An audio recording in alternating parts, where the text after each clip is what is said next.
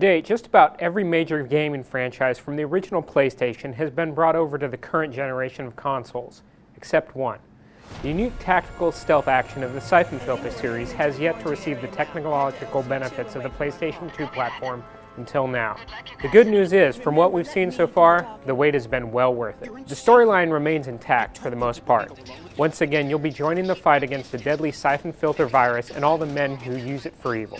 What's different is that while protagonist Gabe Logan continues to head up this fight, he's doing it from behind a desk now. Instead, you'll create your own operative, male or female, and you can customize the appearance down to their hairstyle and eye color.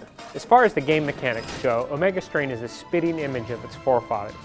Newcomers may find the control scheme a little awkward and unconventional, while old hands will feel right at home. You'll use the shoulder buttons to control strafing, while the analog sticks will allow you to control running in any direction.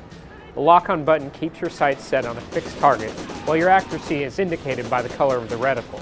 This control scheme, which allows you to run in any direction while keeping your sights locked on a target, is what's kept the feel of the Syphon Filter games unique. All this would be pretty meaningless, however, if the game didn't have an extensive selection of weapons to aim with, and Omega Strain has exactly that. At the beginning of every mission, you'll select your weapons and your equipment loadout. Weapons available include a bevy of pistols, rifles, shotguns, and some non-lethal solutions such as stun guns and stun batons. You're hardly limited to your initial armament, however. At any time you can pick up a weapon from a downed enemy, though you are still limited to carrying 4 weapons, forcing you to make decisions on which weapon will serve you better throughout your mission. Omega Strain carries you through 17 different missions from around the globe, from locations like Japan to the jungles of darkest Michigan. You go into each mission with a handful of objectives. Since you're in radio contact with your superiors, these objectives tend to change on the fly.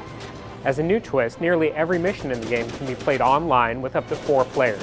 In fact, some areas of each level can only be accessed with the assistance of a teammate.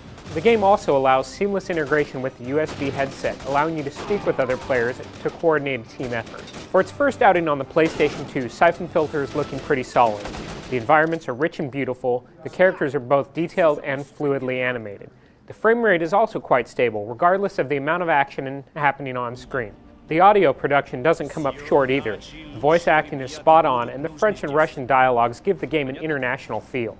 For as long as fans of this series had to wait for Syphon Filter to finally land on the PlayStation 2, we're pleased to report that it looks like it was time well spent. Omega Strain holds up its end of the bargain on all fronts. Solid action, great visuals, and online play make perfect use of the platform's potential. Fans of the original, as well as anyone looking for a unique action title, would do well to keep an eye out for Omega Strain when it hits store shelves in early May.